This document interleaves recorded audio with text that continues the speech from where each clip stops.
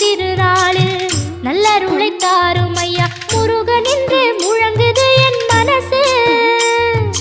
கடலை போல உன் கருணை பெருசு. உப்பு காத்து ஊத காத்து சுத்தும் கடலு கரைய பார்த்து சத்தியமா கோயில் கொண்ட சுப்பையா. எங்க குப்பத்துக்கு குலவிளக்கு நீ ஐயா.